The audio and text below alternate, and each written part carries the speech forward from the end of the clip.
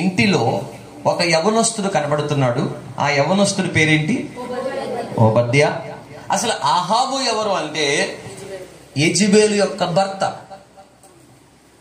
యెజబెలు ఎవరంటే ఆ దినాలలో, అంటే ఏలియా ప్రవక్త ఉన్న దినాలలో ప్రవక్తలందరినీ చంపడానికి ఒక తీర్మానం తీసుకున్న ఒక అన్యులకు సంబంధించిన, తెగకు సంబంధించిన స్త్రీ. ఓపెన్ గా చెప్పాలంటే క్రైస్తవ్యానికి వ్యతిరేకి. ఎవరు? యెజబెలు. యెజబెలు యొక్క భర్త ఎవరు? ఆహాబు. Very good. ఆహాబు యెజబెలు ఉన్న ఇంటిలో ఎవరున్నారు ఇప్పుడు?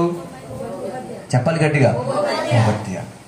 విచిత్రంగా ఉంటది ఇప్పుడు ఈయన క్యారెక్టరైజేషన్. ఆహాబు యెజబెలు ఇద్దరి యొక్క ఆలోచనలు ఏంటంటే దేవునికి, దేవుని మాటకి వ్యతిరేకం. ఆ ఇంట్లో ప్రార్థన ఉండదు. చెప్పండి. ఆ ఇంట్లో ఆరాధన ఉండదు. ఇంకా ఆ ఇంట్లో వాక్యం ఉండదు. ఆ ఇంట్లో పాటలు ఉండవు. ఆ ఇంట్లో ఏమీ ఉండదు. కానీ ఆ ఇంట్లో ఉన్న గృహ నిర్వాహకుడు, అంటే అక్కడ ఆ ఇల్లు చూసుకుంటూ మెయింటైన్ చేస్తున్న ఓబద్యా అనబడిన యవనస్తుడు మాత్రము, చెప్పండి, దేవుని యందు చెప్పాలి భయభక్తులు కలిగి. వావ్. మామూలుగా మన పేరెంట్స్ చర్చికి వెళ్తుంటేనే మనకి ఏముండవు, శరక్క ఏముండవు, భయభక్తులు ఉండవు. వాళ్ళని చెప్తారు, అన్న మా పాప మా బాబు మాట వినడన్నా, కొంచెం ప్రేయర్ చేయండి అన్న అని చెప్పి. గ్రేస్ అక్క ఏం చేయరు, మాట వినరు అంటారు.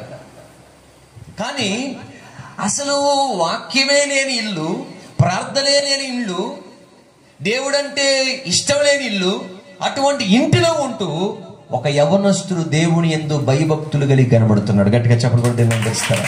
Praise the lord. ఆలోచన చేయండి. అసలు ఆ యవనస్తుడు ఎక్కడున్నాడు? ప్రార్థనకు అనుకూలంగా లేని వాతావరణం, అసలు వాక్యం చదవడానికి అనుకూలంగా లేని వాతావరణం, అసలు ఆత్మ సంబంధమైన ఆ పరిస్థితి లేని వాతావరణంలో ఉన్నాడు. కానీ యవనస్తుడు దేవుని యందు ఏం కలిగి ఉన్నాడు? చెప్పాలి, భయభక్తులు. కాబట్టి ఈ ఓబద్యా భక్తి లేని ఇంటిలో, భయభక్తులు లేని ఇంటిలో, దేవుడి భయం లేని ఇంటిలో ఒక ప్రత్యేకమైన వాడిగా కనబడుతున్నాడు. ఆమేన్. నేనేమంటానంటే ఈ పగటి వేళ మన ఇంట్లో మమ్మీ డాడీ ఎలా ఉన్నా పక్కన పెట్టండి, మన బంధువులు ఎలా ఉన్నా పక్కన పెట్టండి, మన ఇంట్లో మనము ప్రత్యేకంగా ఉండాలి. చెప్దాం ఆమేన్.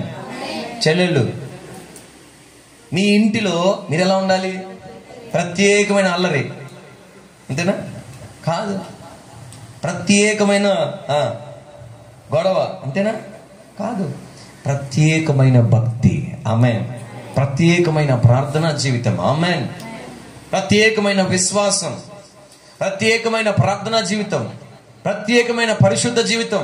అన్న మా ఇంట్లో మా మమ్మీ వల్లేనన్నా నాకు ప్రార్థన చేసుకోవడం కుదరట్లేదు, మా తమ్ముడు వల్లేనన్నా, మా డాడీ వల్లేనన్నా, లేకపోతే వాళ్ళ వల్లేనన్నా అనొద్దు. ఆ ఓబద్యా ఉన్న ఇల్లు అసలు దేవునికి సంబంధించిన ఇల్లే కాదు. అసలు దేవునికి వ్యతిరేకమైన ఇల్లు, దేవుని బిడ్డలకు వ్యతిరేకమైన ఇల్లు. కానీ అటువంటి ఇంటిలో ఉంటున్న ఓబద్యా గురించి వాక్యం చెబుతుంది, అతడు దేవుని యందు. ఆలోచన చేయండి. అన్న మా భర్త వల్లేనన్నా అంట, లేకపోతే మా భార్య వల్లే నేను భయభక్తులు కలిగి ఉండట్లేదు, లేకపోతే వాళ్ళ వల్లేనన్నా అని మేము ఉండట్లేదు అంటారు. లేదు వంక చెప్పొద్దు. సరే, దేవుని మీద మనసు పెట్టగలం. ఆమేన్. దేవుడు మొదటి నుంచి కోరుకునేది ఏంటంటే తన ప్రజలైన వారు, తన బిడ్డలుగా ఉన్నవారు ఎలా ఉండాలని కోరుకుంటున్నాడు? ప్రత్యేకంగా ఉండాలని కోరుకుంటున్నాడు. ప్రత్యేకంగా కనబడాలి మనం. ఆమేన్. ప్రత్యేకంగా ఉండాలి, ప్రత్యేకంగా జీవించాలి. ప్రభు ఆశపడుతున్నాడు. సో దేవుని యొక్క ఫస్ట్ థింగ్ ఏంటంటే, దేవుని యొక్క ఆలోచన ఏంటంటే మీ విషయంలో ప్రత్యేకమైన వారిగా మనం జీవించాలి. మీ గురించి ఈరోజు వర్తమానం యవ్వనస్తులు ఎవరైతే యవ్వన దశలో మీ కోసం, యవ్వనస్తుల కోసమే మనం ఎలా కనబడాలి? ప్రత్యేకంగా కనబడాలి.